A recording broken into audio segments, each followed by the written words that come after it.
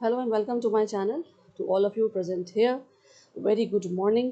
जल्दी से स्टार्ट करते हैं अपना एडिटोरियल एनालिसिस। ठीक है, तो देखते हैं क्या है हेडिंग आज के एडिटोरियल की। तो जैसे कि आप लोग देख सकते हैं, in their speech on the PM speech and the election commission of India.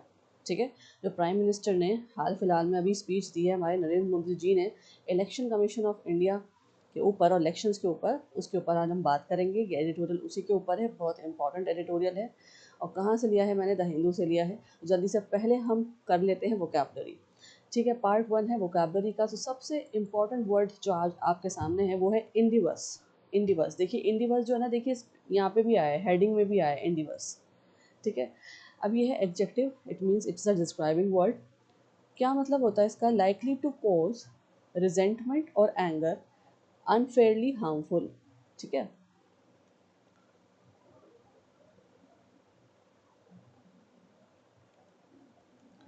Unfairly harmful, ये अलग अलग है। ठीक है, लाइकली टू कॉज रिजेंटमेंट और एंगर, ऐसी चीज़ जिसकी वजह से रिजेंटमेंट हो या गुस्सा है, या फिर कोई अनफेयरली हार्मफुल। ठीक है, चलिए, घृणा उत्पन्न करने वाला। ठीक है, एंगर उत्पन्न करने वाला, गुस्सा उत्पन्न करने वाला, कोई ऐसी चीज़। चलिए, इसका मतलब देखते हैं सिनोनिम्स क्या होंगे अब इंडिवस के। अनफेयर, ऑफेंसिव, ओडियस, डिस्क्रिमिनेटरी और अनजस्ट। ठीक है, इसके आप हिंदी मीनिंग्स भी देख सकते हैं। रीड करें आप हिंदी मीनिंग्स इसके।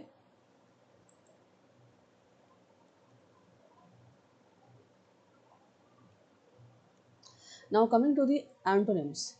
Fair, just, impartial, neutral and acceptable, ये सब क्या हो जाएंगे? इसके ऑपोजिट्स हो जाएंगे इंडिवस के। ठीक है, क्योंकि इंडिवस का मतलब क्या होता है? Offensive, unfair, discriminatory, unjust. ठीक है, चलिए निमोनिक देख लें किस तरह से हम इंडिवस वर्ड को याद रख सकते हैं।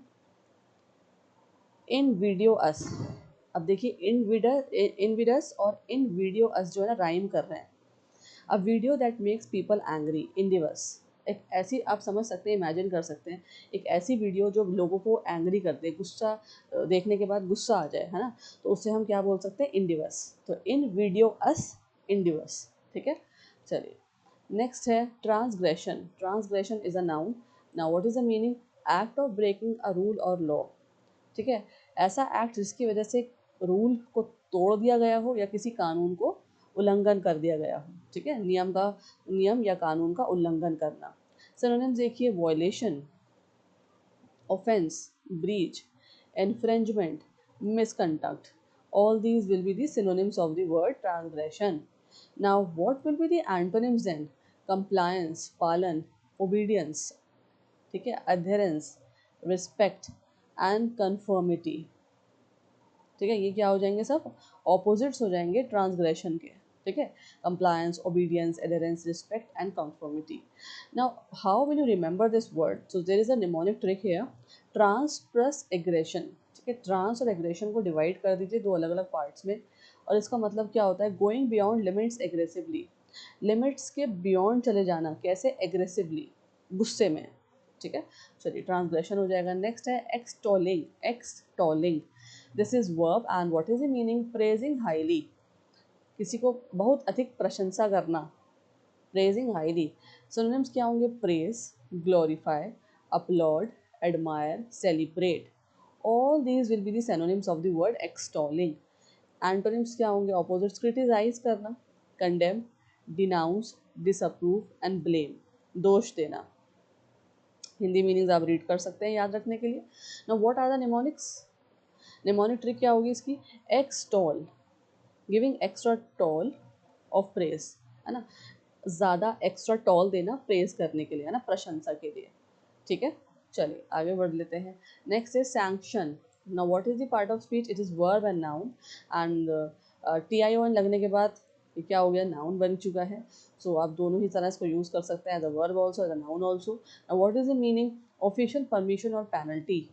ठीक है, आधारिक अनुमति या दंड, इसका मतलब होता है। Now what is the synonyms? What are all the synonyms? Let's read.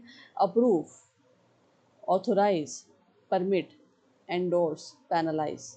All these will be the synonyms of the word sanction.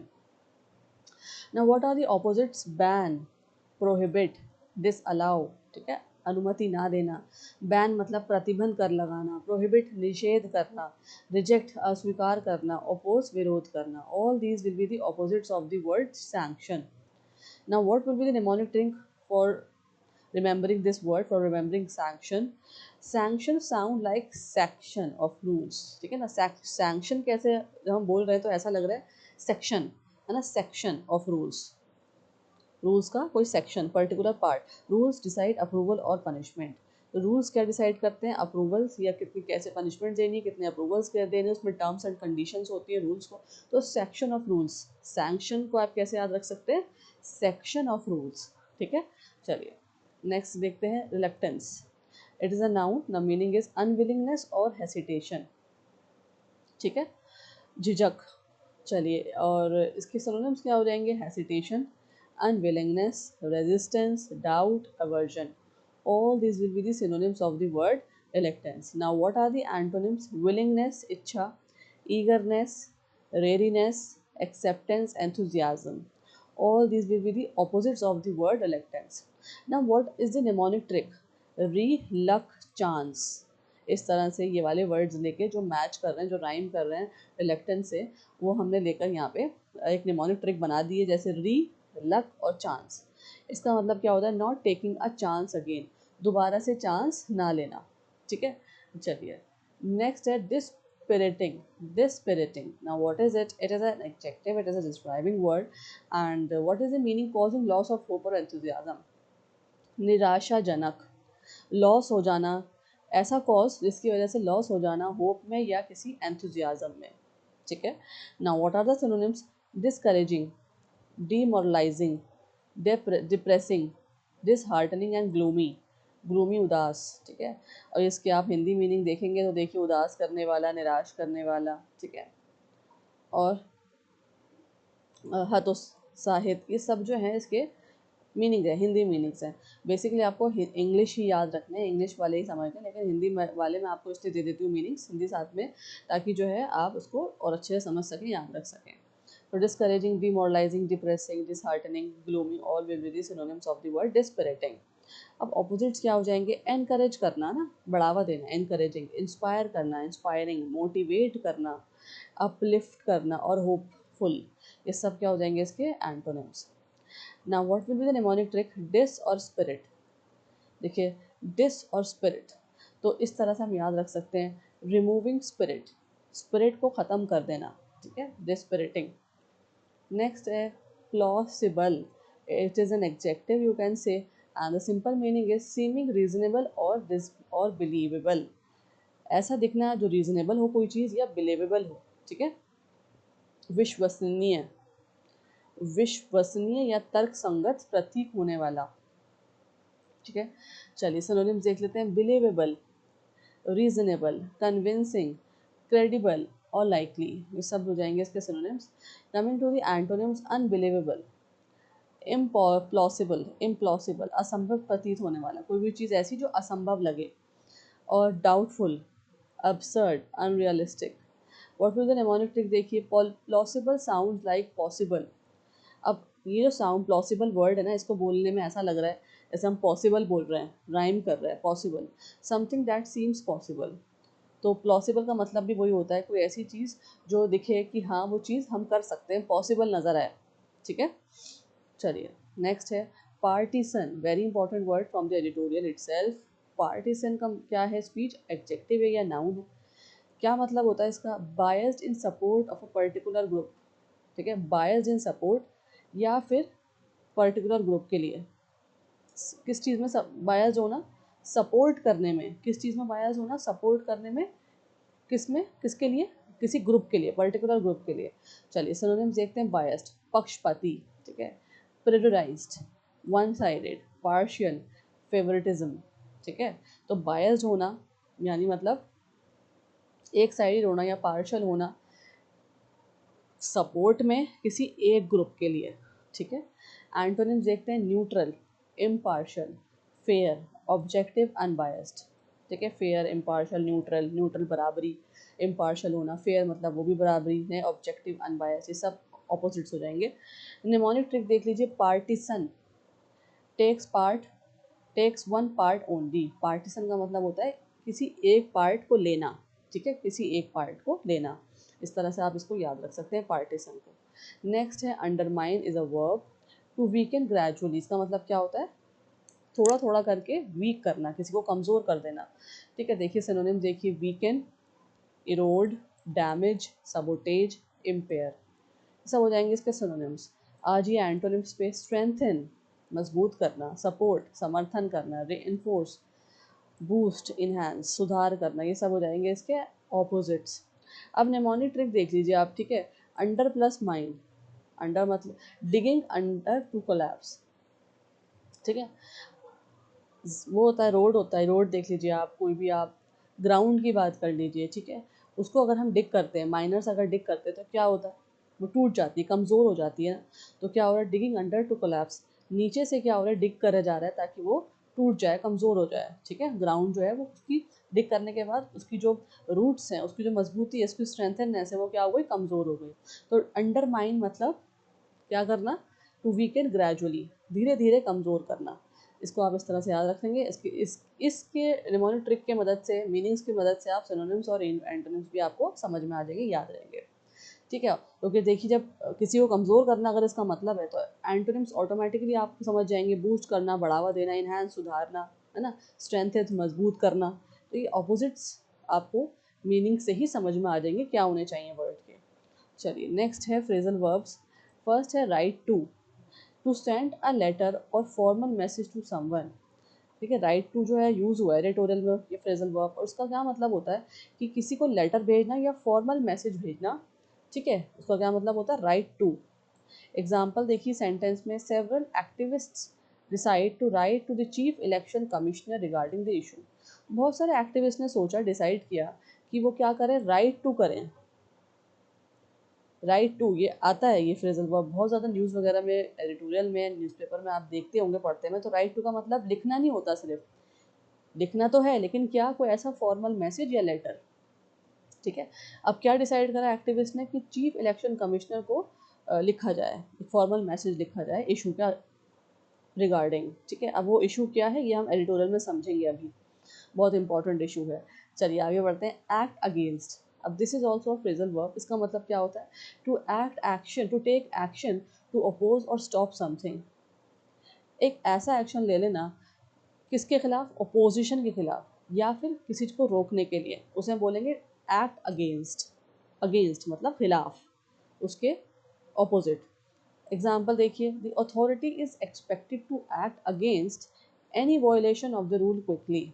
Authority जो है उससे एक्सपेक्ट किया जाता है कि वो एक्ट अगेंस्ट मतलब एक्शन ले, उसके खिलाफ एक्शन ले या उसको रोके, कोई वायलेशन हो रूल्स का, वो भी जल्दी, ठीक है। चलिए आगे बढ़ते हैं। Fix prepositions. फर्स्ट है डिफर फ्रॉम, एडिटोरियल से ही है। इसका मतलब क्या है? Differ from, to be unlike और not the same as something, किसी से अलग होना या सेम ना होना। एग्जाम्पल देखिए, the recent speech differed from the earlier address to in its tone and content. जो अभी प्राइम मिनिस्टर मोदी जी ने स्पीच दी है वो क्या है? डिफर है। डिफर्ड मतलब डिफरेंट है, जो पहले दी गई टोन और कंटेंट में, ठीक है। एडिटोरियल से ही है। और नेक्स्ट है एक्यूज ऑफ। अब एक्यूज ऑफ का क्या मतलब होता है फिक्स प्रपोजिशन का? To say that someone has done something wrong और इलीगल। बोलना किसी के बारे में, किसके बारे में बोलना? क्या बोलना? जिसने कुछ गलत किया हो या इलीगल किया हो, उसे हम क्या बोलेंगे? Accuse of. To say that someone has done something wrong and illegal. Example देखिए, the prime minister accused opposition parties of blocking important legislation. तो जो स्पीच उन्होंने दी है नरेंद्र मोदी जी ने, उन्होंने क्या करा है? एक्यूज करा है अपोजिशन पार्टीज को, किसके लिए? Blocking important legislation. ये सब अभी एडिटोरियल में हम देखने वाले हैं, एग्जाम्पल के लिए यहाँ पे मैंने आपको दे दिया है। और लोकेशन देखिए बहुत इंपॉर्टेंट है। फर्स्ट है model code of conduct. Model code of conduct MCC abbreviation use हुआ है, तो आपको पता होना चाहिए इसकी फुल फॉर्म क्या होती है। Refers to the set of rules that regulate political parties and candidates during election to ensure fair practices. किससे रेफर करता है ये? The set of rules, rules का सेट हो जो रेगुलेट करते हो पॉलिटिकल पार्टीज और कैंडिडेट्स को, ठीक है। ऐसे रूल्स जो रेगुलेट कर रहे हैं पॉलिटिकल पार्टीज़ को या कैंडिडेट्स को, कब? इलेक्शन में, ताकि फेयर प्रैक्टिसेस हो इलेक्शन के दौरान, ठीक है, कोई भी बायस नेचर ना हो, फेयर हो, न्यूट्रल प्रैक्टिसेस फॉलो की जाएं इलेक्शंस में, उसे बोलेंगे मॉडल कोड ऑफ कंडक्ट। ऐसे सेट ऑफ रूल्स होते हैं, ठीक है। अब कोड ऑफ कंडक्ट जो है ना, वो fixed and widely accepted formal phrase है, ये आप याद रखेंगे कोड ऑफ कंडक्ट कोलोकेशन है, ठीक है, फिक्स्ड है और वाइडली एक्सेप्टेड, मतलब ऑल ओवर द वर्ल्ड ये जो फ्रेज है एक्सेप्ट किया जाता है, फॉर्मल फ्रेज है, used in legal and administrative context में हम यूज़ करते हैं, देखा भी होगा आपने, पढ़ा भी होगा, आज के एडिटोरियल में भी आया है। Model specifies it as a standard guideline. जो वर्ड, जो ये जो वर्ड है मॉडल, इसके अंदर ये क्या रेफर करता है, हमें क्या बताता है कि कुछ स्टैंडर्ड गाइडलाइंस के बारे में बात हो रही है, ठीक है। वी यूज़, हमेशा हम लिखेंगे कोड ऑफ कंडक्ट बोलेंगे, कभी भी rules of behaviour, rules of behaviour ना तो लिख कर आएंगे ना बोलेंगे, फॉर्मल इंस्टीट्यूशनल लैंग्वेज में, ठीक है। अब समझ में आ गया आपको। एक कोलोकेशन एग्जांपल देखते हैं। All political leaders must follow the model code of conduct during elections, ठीक है। इस तरह से सेंटेंसेस आते हैं एडिटोरियल में, न्यूज़पेपर में। नेक्स्ट देखते हैं प्लॉसिबल डिनेलिबिलिटी। प्लॉसिबल डिनेलिबिलिटी, ठीक है, refers to the ability to deny responsibility for an action because there is no clear proof linking one directly to it। अब ये किससे रेफर किया है, तो कहाँ से कैसे रेफर करते हैं, अगर आ जाइए। ये क्या होता है, एक एबिलिटी होती है, the ability to deny, deny मतलब ख़त्म करना, मना करना, रिस्पॉन्सिबिलिटी फॉर एन एक्शन, किसके लिए, एक एक्शन के लिए। क्यों क्यों डिनाई करना उस रिस्पॉन्सिबिलिटी को, because there is no clear proof, क्योंकि कोई क्लियर प्रूफ नहीं है जिसकी वजह से उसको लिंक किया जाए डायरेक्टली, ठीक है, उसे बोलते हैं प्लॉसिबल डिनेबिलिटी, ठीक है। अब देखते हैं कैसे काम करता है, क्यों आता है ये साथ में, क्यों कोलोकेट करता है। प्लॉसिबल नेचुरली कोलोकेट विद डिनिएबिलिटी, ठीक है। जो प्लॉसिबल वर्ड है वो कोलोकेट करते हैं हम उसको हमेशा डिनिएबिलिटी के साथ, कहाँ पे, पॉलिटिकल और लीगल डिस्क्लोजर में, कंटेक्स्ट में, ठीक है, टू इंडिकेट बिलीवेबल डिनायल, ठीक है। क्या दिखाने के लिए, दिखाने के लिए कि बिलीवेबल डिनायल हुआ है, मतलब कोई डायरेक्ट हमें लिंकेज नहीं मिल रहा, कोई प्रूफ नहीं मिल रहा लिंक करने के लिए, ठीक है, एक्शन लेने के लिए। We say plausible deniability not possible denial in formal English. हमें हमेशा ना हम प्लॉसिबल डिनिएबिलिटी ही बोलेंगे, पॉसिबल डिनियल नहीं बोलेंगे ना लिखेंगे, ठीक है। तो ये बहुत अच्छी टर्म्स हैं, जार्गन्स और कोलोकेशंस की आपको याद रखनी है, बहुत एग्ज़ाम यूज़फुल है, ठीक है। और जो इनफैक्ट जो जुडिशरी लॉ वगैरह की प्रिपरेशन कर रहे हैं उनके लिए तो बहुत एफिशिएंट है ये, ठीक है। चलिए आगे बढ़ते हैं, एग्जांपल देख लेते हैं। The official maintained plausible deniability despite the controversy. चलिए आगे बढ़ते हैं, वन वर्ड सब्स्टिट्यूशन देखते हैं। इम्प्यूनिटी, इम्प्यूनिटी देखिए किसका सब्स्टिट्यूट है, फ्रीडम फ्रॉम पनिशमेंट और कॉन्सिक्वेंसेस फॉर रॉन्ग डूइंग, दंड से मुक्ति, बिना सज़ा के बच निकलना, ठीक है। इसको आप याद रख सकते हैं, इससे कोई सज़ा भी नहीं हुई और आप बच निकले तो उसको क्या बोलेंगे, इम्प्यूनिटी। नेक्स्ट है बायस, ये तो आपको पता ही है, पक्षपात, अनफेयर प्रेफरेंस और प्रिजुडाइज टुवर्ड्स वन साइड, ठीक है, एक तरफ हो जाना, ठीक है, एक तरफ बोलना, बायस नेचर, न्यूट्रलिटी ना होना। चलिए किसी के एक तरफ का पक्ष की तरफ ज़्यादा निर्धारित होना, बोलना, उसको हम क्या बोलेंगे, बायस्ड। पार्ट 3 पे आज ईडियम्स देखते हैं। देखिए आज कोई ईडियम यूज़ नहीं करे हैं एडिटर ने अपने एडिटोरियल में, लेकिन थीम के अकॉर्डिंग, टॉपिक के अकॉर्डिंग, पैसेज के अकॉर्डिंग दो इंपॉर्टेंट मैंने यहाँ पे आपको ईडियम्स दिए हैं। लेट्स सी।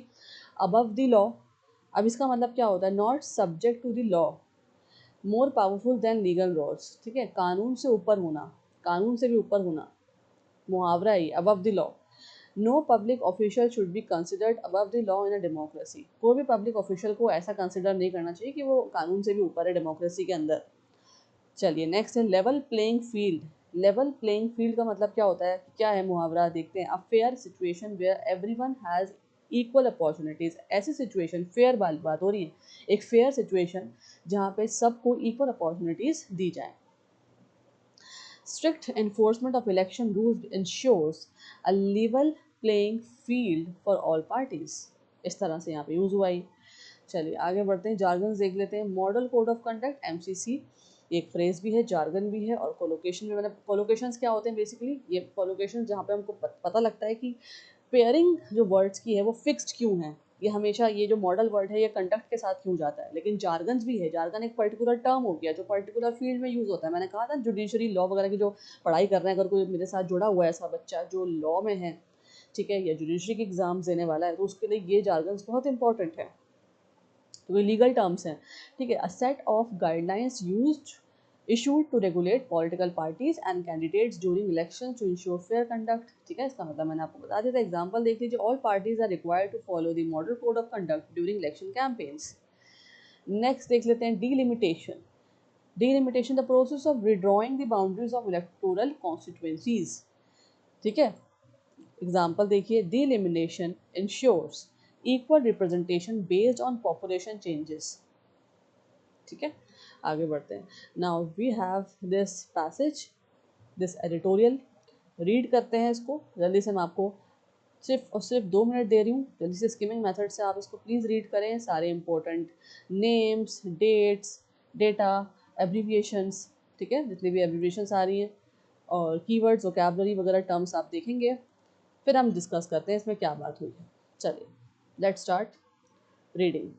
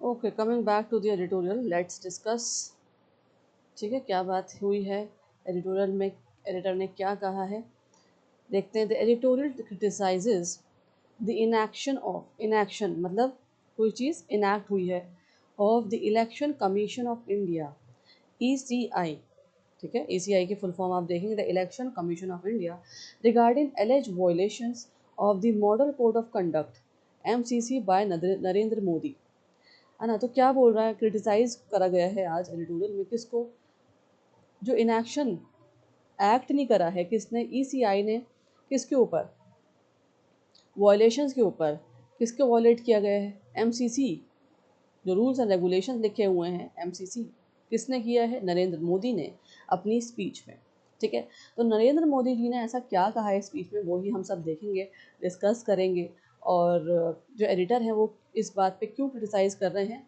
ये भी हम समझेंगे। इट आर्ग्यूज, अब क्या आर्ग्यू किया जा रहा है, क्या बोला जा रहा है, that the prime ministers speech broadcast on April 18 during ongoing elections contained political content that could influence voters, which is not allowed under MCC rules।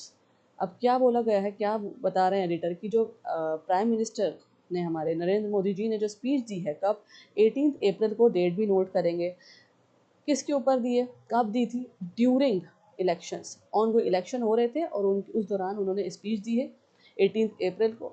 Content, उस स्पीच में क्या है, पॉलिटिकल कंटेंट है, दैट कुड इन्फ्लुएंस, जिसकी वजह से जो voters हैं उनको इन्फ्लुएंस मिल सकता है, और वो चीज़ जो है अलाउड नहीं है अंडर MCC रूल्स के अंदर, ठीक है। तो ये बहुत इंपॉर्टेंट है, यही इस पे पूरा पैसेज है। The editorial says that says the ECI has not acted quickly और फेयरली। अब एडिटर कह रहे हैं जो ECI है, the election commission of India, उसने जो है क्विकली और फेयरली एक्ट नहीं करा है इस बात पे, raising concerns about it's neutrality and credibility. तो इसकी वजह से क्या हो रहा है, लोगों के बीच में कंसर्न्स हो रहे हैं कि फेयर जजमेंट नहीं है, न्यूट्रलिटी नहीं है, बराबरी नहीं है ना, क्रेडिबिलिटी नहीं है, हम भरोसा नहीं कर सकते, लोगों का भरोसा जो है, ट्रस्ट जो है वो उठता जा रहा है ना, इसके ऊपर कंसर्न्स हैं, रेजिंग कंसर्न्स, ठीक है। तो ये है हमारा पैसेज। अब इशू क्या है देखते हैं। India has a rule called the model code of conduct. India, एक रूल है इंडिया के पास जिसे MCC बोलते हैं, ensures fair election by stopping leaders from using power और मीडिया फॉर पॉलिटिकल एडवांटेज। उसमें क्या है, उसमें लिखा है, इंश्योर करता है कि फेयर इलेक्शंस हो और रोका जाए लीडर्स को जो यूज़ करते हैं अपनी पावर या मीडिया को फॉर पॉलिटिकल एडवांटेज के लिए, ठीक है। तो ये इशू क्या है, ये है। और इंडिया के पास मॉडल कोड ऑफ कंडक्ट है जिसमें जिसमें क्या बताया गया है कि इलेक्शन के दौरान कोई भी अपनी पावर को यूज़ नहीं करेगा या मीडिया को यूज़ नहीं करेगा पॉलिटिकल एडवांटेज के लिए इलेक्शंस के दौरान। अब प्रॉब्लम कहाँ आ गई, देखिए, जो PM मोदी हैं, हमारे जो मिनिस्टर हैं, prime minister, gave the speech on 18 अप्रैल 2026, ठीक है। तो उन्होंने speech the just before the elections, और जो स्पीच है उसको ब्रॉडकास्ट किया गया दूरदर्शन या संसद TV पे, ठीक है। और उस स्पीच में क्या था जिसकी वजह से इतनी इश्यूज आ रहे हैं, इतने कंसर्न्स उठ रहे हैं, उसमें क्या था वो देख लेते हैं। क्रिटिसाइज अपोजिशन पार्टीज, उन्होंने क्या बोला, उन्होंने क्रिटिसाइज कर दिया अपोजिशन पार्टीज को, जो कि थी इंडियन नेशनल कांग्रेस, द्रविड़ा मुनेत्रा कज़गम, तृणमूल कांग्रेस, तृणमूल कांग्रेस और समाजवादी पार्टी के बारे में उन्होंने बोला है, ठीक है, अगेंस्ट में, अपोजिशन में। और क्या एक बात और बोली उन्होंने, urge women voters to punish them in elections, women voters को बोला कि आप इनको पनिश करिए इलेक्शंस में। This is seen as campaigning using official platforms. अब ये कैसा नज़र आ रहा है कि कैंपेनिंग हो रही है, और कैंपेनिंग कैसे हो रही है, ऑफिशियल प्लेटफॉर्म्स का यूज़ किया जा रहा है, ठीक है। जैसे मैंने आपको बताया कि दूरदर्शन और संसद में, मतलब मीडिया के थ्रू ये काम किया जा रहा है, विच में ब्रेक MCC रूल। और इसको देखते हुए ये लग रहा है कि MCC का रूल्स को ब्रेक किया जा रहा है, तोड़ा जा रहा है, ठीक है। तो ये है मेन इशू। चलिए आगे बढ़ते हैं। अब और बड़ा कंसर्न क्या है वो देख लेते हैं। मैनी अपोजिशन लीडर्स, एकेडमिक्स, अब जो बहुत सारे लीडर्स हैं, एकेडमिक्स हैं, एक्टिविस्ट्स हैं, कंप्लेंड, उन्होंने कंप्लेन करी है to the chief election commissioner CEC। CEC से क्या बोला है, but the ECI has not taken action yet, लेकिन ECI ने कोई भी अभी तक एक्शन नहीं लिया है। तो यहाँ पे ये बिग कंसर्न है, जितने भी एकेडमिक्स हैं, लीडर्स हैं, एक्टिविस्ट हैं, वो कंप्लेंट कर रहे हैं लेकिन एक्शन नहीं लिया गया है। अब एडिटोरियल क्या कह रहा है वो देखते हैं। Delay in suspicious not neutral. इससे क्या हो रहा है कि हमें नज़र आ रहा है कि न्यूट्रल बिहेवियर नहीं है, ठीक है, ट्रस्टवर्दी नहीं है, बराबरी नहीं है, और ECI जो है acts quickly against opposition but not here. जो ECI है वो बहुत जल्दी जो है एक्ट करता है अपोजिशन के लिए, लेकिन यहाँ पे ऐसा कुछ नज़र नहीं आ रहा, उसका जो है कोई एक्शन नहीं ले रहा है जो ECI है। तो यहाँ पे ये बात कही गई है एडिटोरियल में एडिटर के द्वारा। अब कुछ पास्ट के एग्जांपल्स, मतलब पहले भी ऐसी बातें हुई हैं, कहाँ हुई हैं वो भी हम देख लेते हैं। एडिटर ने वो भी मेंशन करी हैं, प्रीवियस डेटा भी मेंशन करा है कुछ प्रीवियस ईयर्स का। देखते हैं फिर पहला क्या है। 2019 के इलेक्शन में ऐसा हुआ था, after an anti satellite missile test, ठीक है, जब एंटी सैटेलाइट मिसाइल टेस्ट हुआ था तो Modi gave a speech praising the mission. तो मोदी जी ने क्या करा था, एक स्पीच दी थी मिशन के ऊपर उन्होंने प्रेजिंग करी थी, तारीफ करी थी, है ना, बढ़ावा दिया था। और दूसरा, critics said this influence voters. और क्रिटिक्स ने क्या बोला था इस बात पे, इसी चीज़ ने जो मोदी जी ने स्पीच दी थी उसकी वजह से क्या हुआ था, वोटर्स इन्फ्लुएंस हो गए थे वोटिंग के लिए। ऐसा कब हुआ था, 2019 के इलेक्शन में। नेक्स्ट देखते हैं 2015 एंड 2017 के इलेक्शंस में क्या हुआ था, ये देख लेते हैं। PM's रेडियो प्रोग्राम मन की बात was allowed during elections. Election के दौरान मन की बात एक प्रोग्राम, रेडियो प्रोग्राम चला था और वो अलाउड किया गया था इलेक्शन के दौरान। तो वहाँ पे भी जो हमारे नरेंद्र मोदी जी हैं वहाँ पे उन्होंने बोलना शुरू किया था, अपनी स्पीच दी थी मन की बात प्रोग्राम के अंदर, और ये कब हुआ था, 2015 और 2017 के इलेक्शन के दौरान हुआ था। नेक्स्ट देखते हैं 2019 और नामो टीवी। नामो टीवी पे क्या आया था 2019 में, ECI अलाउड नामो टीवी आफ्टर अप्रूविंग कंटेंट। जब भी ECI ने अप्रूव कर दिया था कंटेंट, ठीक है। और 2024 राजस्थान केस में ECI issued notice but not directly to Modi, sent it to BJP president. ECI ने इशू करा नोटिस, लेकिन प्राइम मिनिस्टर के लिए नहीं करा, डायरेक्ट कहाँ भेजा, सेंड करा BJP प्रेसिडेंट को। तो इस तरह से ये कुछ पास्ट के एग्जाम्पल्स हैं डेटा के अकॉर्डिंग जो एडिटर ने मेंशन करे हैं आज के एडिटोरियल में। हम देख सकते हैं कि जो ECI है वो एक्शन नहीं ले रहे, ठीक है, और वॉयलेशंस हो रहा है किसका, MCC का, ठीक है, जो रूल्स हमारे पास हैं, ताकि कोई भी इलेक्शन के दौरान मीडिया का यूज़ ना करे या अपनी पावर का यूज़ ना करे कोई लीडर। लेकिन यहाँ पे ऐसी चीज़ें नज़र आ रही हैं, तो उसको लग रहा है, एडिटर को क्या लग रहा है, राइटर को क्या लग रहा है आज के, कि फेयर जजमेंट नहीं है, ठीक है, बायस जजमेंट नहीं है। और इसकी वजह से क्या हो रहा है, लोगों के अंदर, एकेडमिक्स लीडर्स के अंदर, एक्टिविस्ट के अंदर क्या हो रहा है, कंसर्न्स पैदा हो रहे हैं कि उनका ट्रस्ट जो है, उनका भरोसा जो है वो उठता जा रहा है लीडर्स के ऊपर, ठीक है, इलेक्शन कमीशन के ऊपर। चलिए पैटर्न देखते हैं। ECI seems lenient towards the prime minister. ऐसा लग रहा है लीडर को कि जो ECI है वो लीनियंट है किसके किसके लिए, प्राइम मिनिस्टर के लिए, ठीक है। तो यहाँ पे कुछ पॉइंट्स हैं वो भी मेंशन करे हैं। If the speech was given without ECI's approval, clear violation. अगर ECI ने जो है अपनी स्पीच, अगर ECI ने जो स्पीच की अगर अप्रूवल दे दी है, जो प्राइम मिनिस्टर जी ने बोली है, तो इसका मतलब ये है कि क्लियर वायलेशन हो रहा है, रूल्स का उल्लंघन हो रहा है, ठीक है। अगर स्पीच ECI ने अप्रूव कर दी है, जो बोली गई है प्राइम मिनिस्टर के द्वारा, अगर वो अप्रूव कर दी है, तो इसका मतलब क्या है कि क्लियर वायलेशन हो रहा है किसका, MCC का, रूल्स का, कंडीशन, जितने हमारी टर्म्स है, रूल्स हैं, उन सब का क्या हो रहा है, उल्लंघन किया जा रहा है। वो नहीं करना चाहिए, अप्रूवल डायरेक्ट नहीं देना चाहिए था। अगर अप्रूव किया है तो ECI को एक्सप्लेन करना चाहिए। क्या एक्सप्लेन करना चाहिए, कि अप्रूवल क्यों दिया गया ऐसी स्पीच को, और why content was not checked, content क्यों चेक नहीं हुआ स्पीच से पहले, और why no action was taken, और अभी तक ऐसा एक्शन क्यों नहीं लिया गया, ठीक है। अगर उसने अप्रूवल दी है ECI ने, तो ये चीज़ें वहाँ क्यों नहीं हैं, अप्रूवल क्यों दिया, कंटेंट को चेक क्यों नहीं किया, और एक्शन क्यों नहीं लिया, ठीक है। ये सब लीगल पॉइंट्स हैं जो मेंशन करे गए हैं। उसके बाद कुछ इंपॉर्टेंट टर्म्स को समझ लीजिए जो बहुत इंपॉर्टेंट है आज के एडिटोरियल में। देखिए ट्रांसग्रेशन, इसका मतलब मैंने आपको बता दिया था, लेकिन ये फिर भी आप एक बार समझ लीजिए। देखिए ब्रेकिंग रूल्स, रूल्स को ब्रेक कराना। लूप होल्स, वीकेंड्स इन सिस्टम, मतलब सिस्टम में कहीं वीकनेस है। और पार्टीसन, बायस्ड नॉट न्यूट्रल, है ना, बायस होना, पक्षपात होना, एक तरफ की बोलना, न्यूट्रल ना होना, फेयर ना होना। और क्रेडिबिलिटी मतलब क्या होता है, ट्रस्ट वर्दीनेस, मतलब भरोसा, ट्रस्ट लोगों का उठता जाएगा, एक्टिविस्ट लीडर्स वगैरह का उठ जाएगा, एकेडमिक्स का। अब मेन आर्ग्यूमेंट क्या है एडिटोर का, वो देखें। ECI इन एक्शंस, इसका मतलब वो, इसका जो आर्ग्यूमेंट है आज के राइटर ने जो बोला है वो ये है उनका, कि ECI जो है वो एक्ट क्यों नहीं कर रही क्विकली, ठीक है। इसका मतलब क्या है कि वीकनेस है, फेयर इलेक्शंस नहीं है, फेयर इलेक्शन में वीकनेस हो रही है कहीं ना कहीं। Makes ECI look biased. अब ऐसा लगने लगा है कि जो ECI है वो क्या है, पार्टिसन बिहेव कर रही है, मतलब बायस्ड है, पक्षपात ले में है, मतलब एक तरफ है वो, ठीक है, लीनियंसी है, वो लीनियंसी दे रही है प्राइम मिनिस्टर्स को, ठीक है, लीडर्स को, और रिड्यूसेस पब्लिक ट्रस्ट। ऑब्वियसली जब ये सारी चीज़ें होंगी, वीकनेस आ जाएगी फिर इलेक्शंस में, और जो ECI है वो बायस्डली बिहेव करेगी, ऑब्वियसली क्या होगा, पब्लिक ट्रस्ट जो होगा वो उठ जाएगा, खत्म हो जाएगा पब्लिक का, है ना। तो स्पेशली सीरियस बिकॉज, और ये सीरियस क्यों है, voting in states like Tamil Nadu and West Bengal was happening on 23rd April 2026। अब ये इंपॉर्टेंट क्यों है, क्योंकि वोटिंग होने वाली तमिलनाडु और वेस्ट बंगाल में 23rd अप्रैल को, ठीक है, तो इसलिए ज़रूरी है सारी चीज़ें। अब कंक्लूजन देख लेते हैं। The election commission of India must act quickly and Fairlie, जो ECI उसको एक्ट करना चाहिए जल्दी से और फेयरली, बराबरी से, अदरवाइज वरना क्या होगा, इट विल, ये बहुत इंपॉर्टेंट है, अदरवाइज अगर एक्ट नहीं किया गया तो डैमेज डेमोक्रेसी, जो इंडिया की डेमोक्रेसी सिस्टम है वो क्या होगी, डैमेज हो जाएगा, ठीक है, और लूज क्रेडिबिलिटी, ठीक है, क्या हो जाएगा, ट्रस्टवर्दीनेस जो है हम लोगों की, पब्लिक की, लीडर्स की, एक्टिविस्ट की, एकेडमिक्स की, वो खत्म हो रही है, और encourage misuse of power in elections. सबसे इंपॉर्टेंट चीज़, जो लीडर्स हैं वो क्या करेंगे, एनकरेज, बढ़ावा दिया जाएगा किसको, मिसयूज किया जाएगा पावर का इलेक्शंस के दौरान।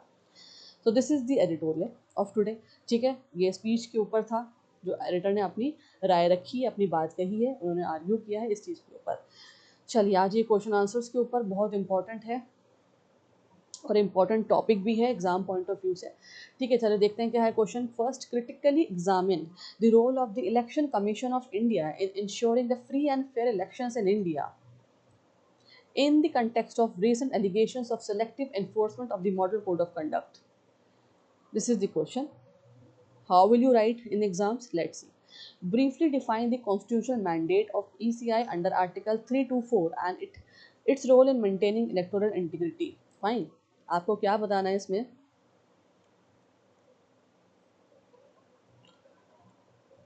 Wait a second.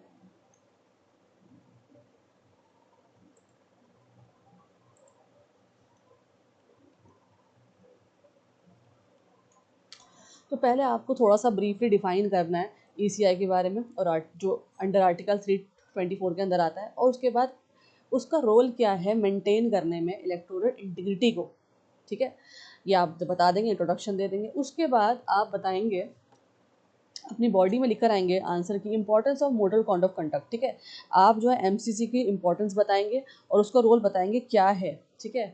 Allegations of biased और सिलेक्टिव एक्शंस, ठीक है, एलिगेशंस बताएंगे, बायस और सिलेक्टिव एक्शन से क्या लिया जाए, एलिगेशंस क्या है, अगर ऐसा कोई एक्शन कोई होता है, बायस नेचर सामने आता है या सिलेक्टिव एक्शन लिया जाता है, ठीक है। Impact on democracy, public trust and level playing field. आ गया, देखिए यहाँ पे, देखिए जो मैंने पढ़ाई अभी आपको वोकैबलरी में, मैंने आपको ईडियम जो पढ़ा है, यहाँ देखिए लेवल प्लेइंग फील्ड आ गया, यहाँ पे देखिए वो ईडियम। तो आपको क्या बताना है इसमें, इलेक्शंस को फेयरली कैसे किया जाए, डेमोक्रेसी को कैसे साथ में रखा जाए, जोड़ के मजबूत रखा जाए इंडिया की, और पब्लिक ट्रस्ट कैसे बनाया जाए, ये आपको बताना है। Role of media and state machinery, ठीक है, रोल क्या है मीडिया का और स्टेट का, वो बताएंगे।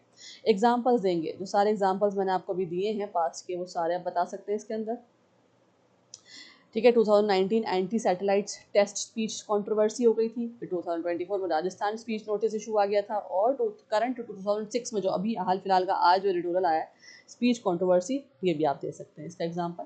उसके बाद वे फॉरवर्ड और रिफॉर्म्स बताएंगे, strengthening institutional independence, time bound decision making mechanism हो, transparency in approval and actions,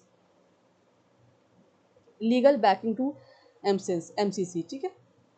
एक बात और नोट करेंगे आप कि जो है जहाँ पे भी क्रिटिकली एग्जामिन करने के लिए आएगा वहाँ पे आप दोनों ही बताएंगे, प्रोवाइड बोथ स्ट्रेंथ्स, ठीक है, और वीकनेसेस, बैलेंस कंक्लूजन देंगे, ठीक है, जहाँ पे भी क्रिटिकली एग्जामिन करने के लिए आएगा, वीकनेस और स्ट्रेंथ्स दोनों बताएंगे ECI की, ठीक है।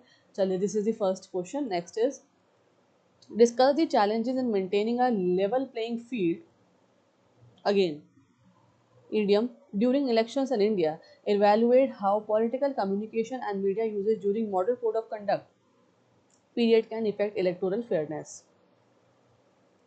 अब आपको इस मुहावरे का मतलब पता होगा जब भी तो आप आंसर करेंगे। तो आपको पता होना चाहिए पर्टिकुलर थीम के हिसाब से भी कि कौन सा एडियम एफिशिएंट है और एग्जाम पॉइंट ऑफ व्यू से इंपॉर्टेंट है। तो इसमें क्या करेंगे आप, एक्सप्लेन करेंगे concept of level playing field in the democratic elections. Concept बताएंगे। अब आपको मतलब मैंने बताया था इसका कि क्या मतलब होता है, तो वो आप जो है कंसेप्ट पूरा एक्सप्लेन करेंगे मीनिंग के साथ, डेमोक्रेटिक इलेक्शन में क्यों इंपॉर्टेंट है। उसके बाद बॉडी में आप लिखेंगे unequal access to media platforms. ठीक है, ठीक है, मीडिया जो प्लेटफॉर्म्स है उसमें अनइक्वल एक्सेस दिया जाता है, तो क्यों दिया जाता है, कैसे, आप इसको थोड़ा सा एक्सप्लेन करेंगे। उसके बाद आप बताएंगे use of official machinery for political messaging.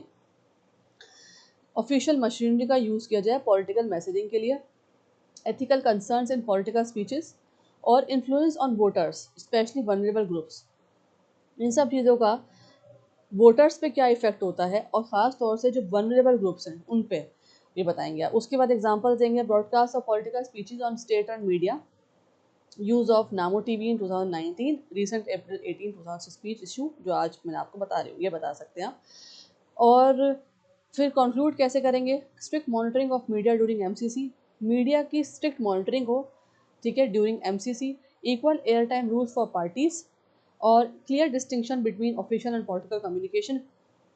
Clear distinction की जाए, किसके बीच में क्लियर डिस्टिंक्शन हो, ऑफिशियल एंड पॉलिटिकल कम्युनिकेशंस के बीच में। ठीक है, स्ट्रॉन्गर पेनल्टीज और वॉयलेशंस, स्ट्रॉन्गर पेनल्टीज ली जाए, और किसके लिए ली जाए पेनल्टीज, जो वॉयलेशन करते हैं, उल्लंघन करते हैं रूल्स और हमारे कानून का। चलिए आ जाइए, कैसे आप अगर यहाँ पे आ जाए डिस्कस करने के लिए या इवेलुएट करने के लिए, यहाँ देखिए दो इंपॉर्टेंट हैं वर्ड्स, इवेलुएट और डिस्कस। अगर ऐसे क्वेश्चन में आ जाए, एमसीक्यूज हो, चाहे वो इस तरह से आपको मेंस के राइटिंग्स लिखनी हो, जीएस के आंसर राइटिंग हो, तो क्या करना है आपको, ये देखिए first explain challenges in detail, जितनी भी चैलेंजेस हैं वो आप बताएंगे इंडिया जो फेस कर रहा है।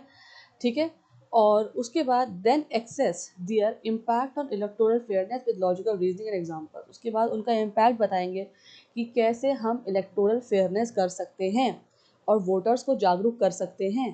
ठीक है, इलेक्शन के दौरान हमें फेयर वोटिंग चाहिए, ठीक है, हम बायसनेस नहीं चाहते, और किस तरह आप आंसर करेंगे, लॉजिकल रीजनिंग देंगे एग्जाम्पल्स के साथ। फाइन, आज ये क्वेश्चन पे एमसीक्यू पे, consider the following statement based on the situation describe. ठीक है, ये आपके स्टेटमेंट्स हैं, इनको रीड करें, और उसके बाद विच of the following is the most logical inference, जल्दी से मुझे बताएं आपके अकॉर्डिंग कौन सा इसमें बेस्ट सूटेबल है लॉजिकल इन्फ्रेंस। लॉजिकली आप कैसे कंक्लूड कर सकते हैं, कंक्लूजन आपके लिए क्या, आपके अकॉर्डिंग क्या हो सकता है इस पैसेज का, इस आर्टिकल का। तो पहले आप रीड करेंगे तीनों ही सेंटेंसेस को, फिर मुझे आंसर देंगे। So read the question again, read the sentences and then read the options also A B C D and then answer me. Fine, जल्दी से करें इसको।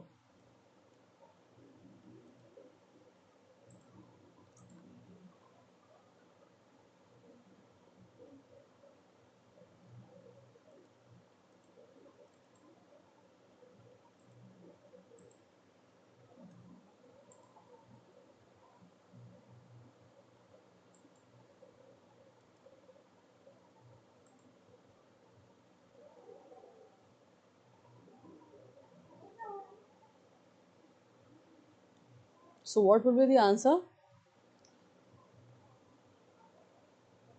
देखिए जहाँ पे भी इन्फ्रेंस आ जाए ना, कहीं पे भी पूछें आपसे ऐसे इन्फ्रेंस वर्ड, इसका मतलब होता है कंक्लूजन। ठीक है, आप क्या कंक्लूड कर सकते हैं, आपके अकॉर्डिंग क्या बेस्ट सूटेबल लाइन है या वर्ड है, ऐसा स्टेटमेंट है जिसकी वजह से आप इस पैसेज को कंक्लूड कर सकते हैं लॉजिकली। मतलब लॉजिकल मतलब क्या होता है बताएं। सारे, जहाँ कोई ऐसा स्टेटमेंट जहाँ पे सारी चीज़ें सिमटी हुई आपको नज़र आ रही हूँ, सारी बातें एक ही स्टेटमेंट में हों। ठीक है, बताएं क्या होगा इसका answer. B is the right answer, only statements one and second are correct. ठीक है, फर्स्ट और सेकंड स्टेटमेंट है कौन सा, वैसे देख लेते हैं एक बार।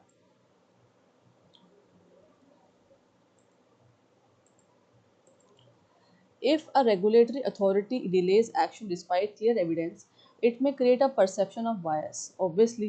And second, equal enforcement of rules is necessary to maintain public trust in institutions. ये भी ज़रूरी है ना, equal enforcement होनी चाहिए rules की। ज़रूरी है ताकि पब्लिक ट्रस्ट बने रहे इंस्टीट्यूशंस के अंदर।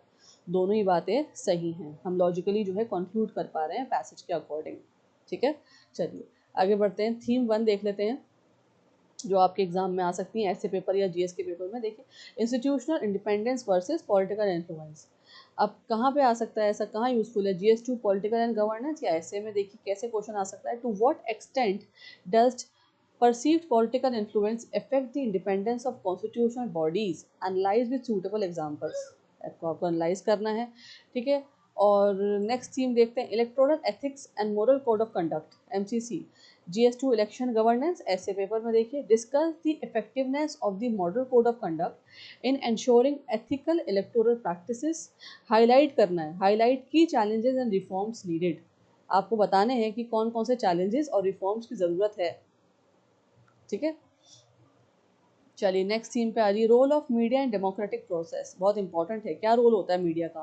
GS 2 governance, GS 3 media and society, या ऐसे पेपर में क्वेश्चन देखिए, evaluate the role of media platforms. अब जितने मीडिया प्लेटफॉर्म्स है उनको इवेलुएट करना है, उनका रोल आपको बताना है। इन इन्फ्लुएंसिंग, किस चीज़ में बताना है, इन्फ्लुएंसिंग, क्या इन्फ्लुएंस कर रहे हैं वो इलेक्टोरल फेयरनेस के अंदर, क्या उनका योगदान है, क्या वो रोल निभा रहे हैं अपना। ड्यूरिंग इलेक्शंस, कब, इलेक्शन के दौरान। How can misuse be regulated without affecting freedom of speech. ये बहुत इंपॉर्टेंट है, कैसे जो है आप जो मिसयूज को रेगुलेट कर सकते हैं। अगर मीडिया का मिसयूज हो रहा है तो आप कैसे इसको मिस रेगुलेट कर सकते हैं विदाउट इफेक्टिंग, और इफेक्ट ना हो हमारा कौन सा, राइट, फ्रीडम ऑफ स्पीच। ठीक है, ये बहुत इंपॉर्टेंट है। चलिए देखते हैं आगे। आज ये क्वेश्चन आंसर्स पे again, consider the following statements regarding the constitutional bodies of India. Now there are 3 statements, मुझे बताएं कौन सा सही है। रीड करें क्वेश्चन को, अच्छे से समझें, दोबारा से रीड करें, दोबारा से ऑप्शंस को रीड करें, देन आंसर मी। जल्दी से इसको रीड कर लें, फिर हम आगे देखते हैं और क्वेश्चन आंसर्स को।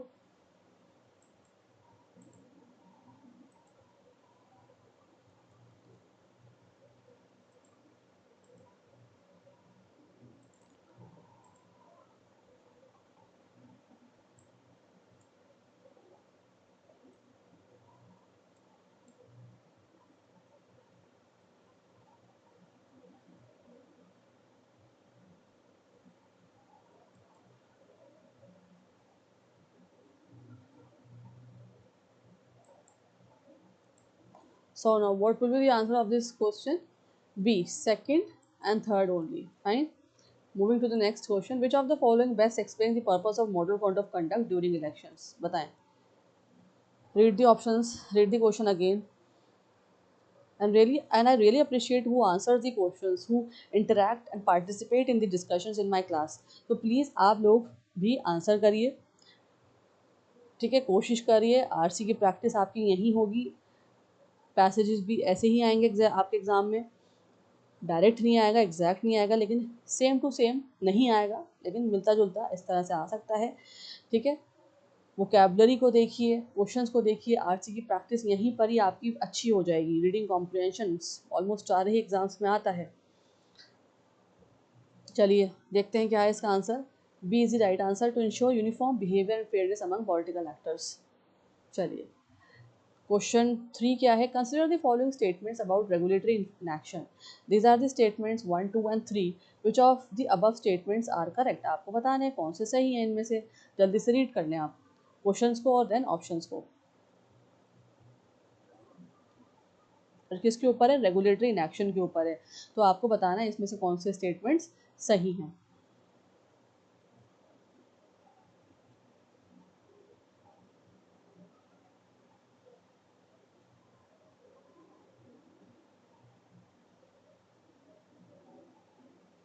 चलिए answer is A, first and third only. First statement और थर्ड स्टेटमेंट जो है वो सही है, करेक्ट है। चलिए coming to fourth, which of the following factors is most crucial for ensuring a level playing field in elections.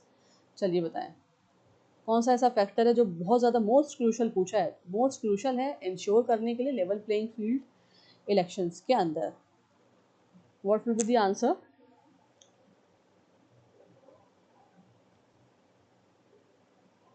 Answer is B, equal enforcement of rules by authorities. ठीक है, चलिए next question, in the context of democratic governance which of the following situations can undermine institutional trust. These are the statements और आपको correct answer choose करना है। Read the options.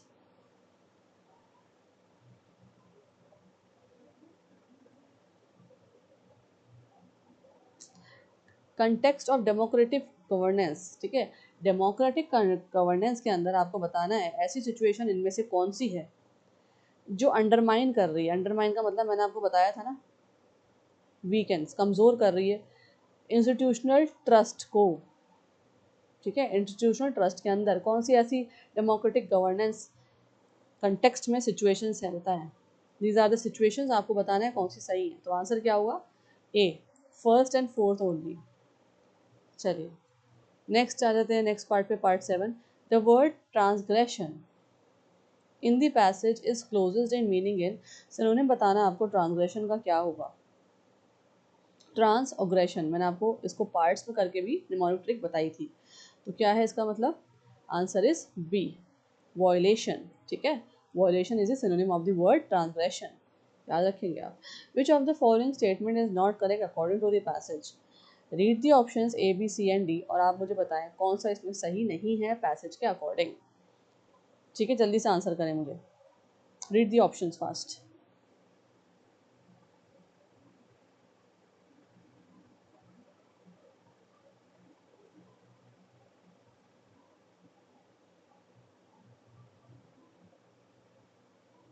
So what would be the answer of this question? Election, A is the right answer. The election commission has taken immediate action against the prime minister's speech. This is the wrong statement. ठीक है, अभी तक ECI ने कोई action, immediate action नहीं लिया है prime minister की स्पीच के ऊपर। ठीक है, तो ये गलत स्टेटमेंट है। This is not correct according to the passage written. चलिए, so this is the editorial analysis for today. I hope you understood it. सबको समझ में आया होगा और पढ़ने में मज़ा भी आया होगा। ठीक है, तो इस तरह से हम डेली एडिटोरियल करते हैं, करते रहेंगे। Thank you for watching. जितने भी नए लोग मेरे साथ जुड़ते जा रहे हैं, स्टूडेंट्स पढ़ रहे हैं, एस्पिरेंट्स तो तैयारी कर रहे हैं गवर्नमेंट और कॉम्पिटेटिव एग्जाम्स की, सब्सक्राइब कर दें, लाइक और शेयर करें, बेल बटन को प्रेस कर दें ताकि जो भी अपडेट्स हैं वो आपको मिलते रहें। ठीक है, और मैं मिलूँगी आपसे नेक्स्ट वीडियो में। ठीक है, एक नए टॉपिक के साथ।